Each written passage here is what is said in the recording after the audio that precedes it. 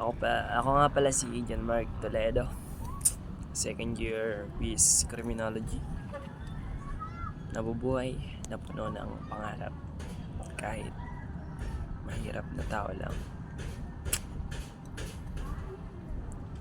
Yung mga kaklase ko, may mga motor. Ganda yung may Sniper, Rider, 150. Pero, di naman natin kailangan mainggit. Gawin natin ang tawag dyan.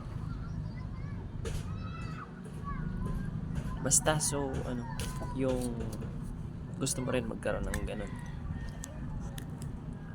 Yung nakikita mo sa kapwa mo is magsisilbing